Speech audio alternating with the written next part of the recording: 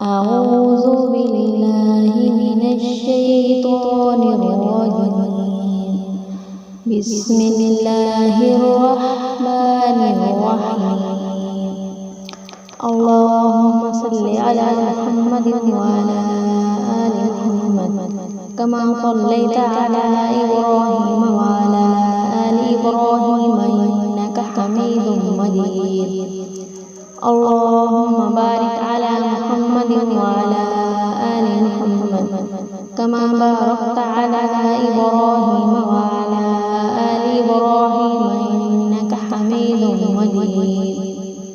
السلام علیکم ورحمۃ اللہ وبرکاتہ۔ حدیث نمبر 20۔ حدیث عرب کے ساتھ پڑھتے ہیں۔ الاقتصاد فی النفقۃ نصف المعیشۃ، خرچ کرنے میں میانہ روی اختیار کرنا زندگی گزارنے کا آدھا حصہ ہے۔ اس میں جو لفظ ہے الاقتصاد قصداً، اس کا مطلب ہے میانہ روی اختیار کرنا۔ النفقہ خرچ، اس کی جمع نفقات آتی ہے۔ نصف کہتے ہیں کسی چیز کا آدھا، اور اس کی جمع جو ہے انصاف آتی ہے۔ المعیشہ، اس کا مطلب ہے زندگی کا ذریعہ۔ معیشن مطلب زندہ رہنا۔ اس حدیث سے معلوم ہوتا ہے کہ انسان کو اپنی ضروریات زندگی میں میانہ روی اختیار کرنا، اس طرح کرنا کہ نہ ہی بخل کرے اور نہ ہی اسراف اور فضول خرچی کرے۔ میانہ روی ان دونوں کے وسط میں ہے، اور یہی اللہ تعالیٰ کو بھی پسند ہے۔ علماء کرام رحمۃ اللہ علیہ فرماتے ہیں کہ انسان کی معاشی زندگی کا دار و مدار دو چیزوں پر ہے، ایک آمدنی اور دوسرا خرچ۔ ان دونوں میں جو شخص میانہ روی اختیار کرے وہ ہمیشہ خوش رہے گا۔ اگر آدمی اخراجات کو اپنی آمدنی سے زیادہ کرتا ہے تو نہ صرف سے اس کی خوشحالی مفقود ہوگی بلکہ معیشت کا سارا نظام بھی درہم برہم ہو جائے گا۔ نیز میانہ روی کو ہر حال میں اختیار کرنا ہے، خواہ امیر ہو یا غریب۔ جیسے کہ ایک روایت میں آتا ہے الاقتصاد فی الفقر والغنی، مطلب یہ کہ میانہ روی غریب اور کشادگی دونوں میں اختیار کی جائے۔ یہ حدیث مشکات میں باب الحذر والثانی فی الامور صفحہ نمبر 420 پر ہے۔ پوری حدیث اس طرح ہے۔ عن ابن عمر رضی اللہ تعالی عنہما قال قال رسول اللہ صلی اللہ علیہ وسلم الاقتصاد فی النفقۃ نصف المعیشۃ والتودد الی الناس نصف الاکل وحسن السؤال نصف العلم۔ اس حدیث کا جو پہلا حصہ ہے کہ خرچ کرنا جو ہے، خرچ کرنے میں میانہ روی اختیار کرنا زندگی گزارنے کا آدھا حصہ ہے، یعنی کہ انسان جب کچھ کماتا ہے تو اس کو جو ہے اعتدال کے ساتھ خرچ کرے، یعنی کہ وہ چیز خریدے جو اس کو ضرورت ہو اور ضرورت سے زیادہ خرچ نہ کرے، اور پیسے کی بچت کر کے رکھتا رہے تاکہ اس پر جو بھی مشکل وقت آئے تو وہ جو رقم جمع کر کے رکھی ہوئی تھی وہ حسب ضرورت اپنے جو ہے لگا لے، اور اسے کسی سے ادھار مانگنے کی بھی ضرورت نہ رہے۔ اس لیے بیان کیا گیا رہا ہے کہ خرچ کرنے میں میانہ روی اختیار کرنا جو ہے زندگی گزارنے کا آدھا حصہ ہے۔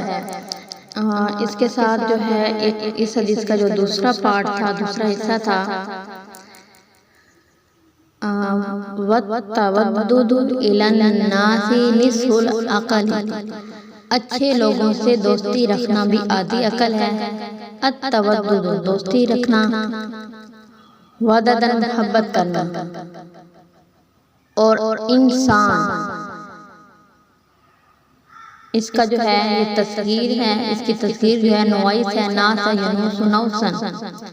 العقل وہ نور جس سے غیر ایسی چیزیں معلوم کی جاتی ہیں، جمع اس کی عقول آتی ہے، عقلاً سمجھدار ہونا، یعنی کہ اچھے لوگوں سے دوستی رکھنا اور اس دوستی کی برکت سے اپنے معاملات وغیرہ کو درست رکھنا بھی نصف عقل ہے۔ پوری عقل مندی اس وقت ہوگی جب انسان کو کسب یا پیشہ اختیار کر کے جائز اور پاکیزہ روزی بھی حاصل کرے۔ امام غزالی رحمۃ اللہ علیہ فرماتے ہیں کہ آدمی کسی کو دوست بنانے سے پہلے اس میں 5 باتیں دیکھے۔ نمبر یہ، عقل۔ دوستی بنانے کے لیے لازم ہے کہ وہ بیوقوف نہ ہو، بیوقوف کو دوست بنانے سے کوئی فائدہ نہیں ہوگا۔ دوسرا یہ کہ اچھے اخلاق والا ہو۔ اگر اچھے اخلاق والا نہیں تو بسا اوقات آدمی عقل مند تو ہوتا ہے مگر غصہ اور شہوت وغیرہ اس کو صحیح کام کرنے نہیں دیتے۔ تیسرا یہ کہ وہ فاسق نہ ہو، اللہ تعالیٰ سے ڈرنے والا ہو۔ اگر اس میں خوف خدا نہیں ہوتا تو کسی وقت بھی دھوکہ دے دے یا معاصی میں مبتلا کر کے الگ ہو جائے گا۔ دوسرا یہ کہ بدعتی نہ ہو، اگر بدعتی ہے تو اس کی صحبت سے اس پر بھی بدعت کا اثر ظاہر ہو جائے گا۔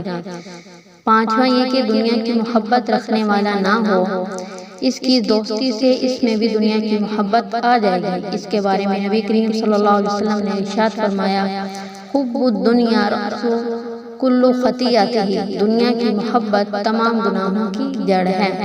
اور یہ حدیث جو ہے مشکات میں باب الحذر والثانی فی الامور صفحہ نمبر 430 پر ہے۔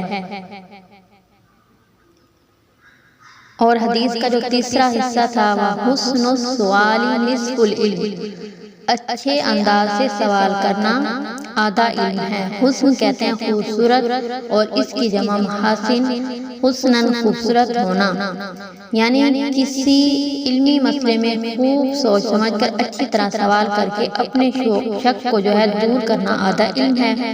اس سوال کی بنا پر اس کا شک اور تردد بھی ختم ہو جائے گا اور اس کو پورا علم بھی حاصل ہو جائے گا۔ سوال اس میں یہ ہوتا ہے کہ سوال کرنے والا تردد اور شک میں ہوتا ہے، گویا وہ اس مسئلے سے ناواقف اور جاہل ہے۔ تو اس حدیث میں اس کو نصف علم والا کیوں کہا گیا؟ جب آدمی سوال کر رہا ہے تو معلوم ہوا اس کو کچھ نہ کچھ تو علم ہے، اور سوال کر کے وہ اپنے ناقص علم کو کامل کر رہا ہے، اس وجہ سے اس کو نصف علم والا کہہ دیا۔ اس سے معلوم ہوا کہ جو سوال بغیر سوچے سمجھے یا حصول علم کے علاوہ کسی اور نیت سے ہو تو وہ نصف علم نہیں ہوتا۔ مولا علی قاری رحمۃ اللہ علیہ نے امام ابو یوسف رحمۃ اللہ علیہ کے ایک شاگرد کی دی ہے کہ وہ خاموش رہتا تھا۔ امام ابو یوسف رحمۃ اللہ علیہ اس سے فرماتے کہ تم بھی پوچھا کرو۔ ایک دن جب امام یوسف رحمۃ اللہ نے روزے کے بارے میں فرمایا کہ صبح سے غروب تک ہوتا ہے، اس پر طالب علم نے سوال کیا کہ حضرت اگر سورج غروب نہ ہو تو پھر ہم کیا کریں؟ تو امام ابو یوسف رحمۃ اللہ نے فرمایا، فَإِن سَكُوتَكَ خَيْرٌ مِّن كَلَامِكَ، تمہاری خاموشی سوال کرنے سے بہتر ہے۔ تو اس سے معلوم ہوا کہ ہمیں جو ہے سوال کرنا چاہیے، لیکن سوال بھی سوچ سمجھ کر کرنا چاہیے، ایسے بے تکے بھی سوال نہیں کرنے چاہیے۔ اللہ تعالیٰ سے دعا ہے جو آج ہم نے حدیث پڑھی ہیں اس پر عمل کرنے، اس کو آگے پہنچانے اور سمجھنے کی توفیق عطا فرمائے۔ آمین ثم آمین۔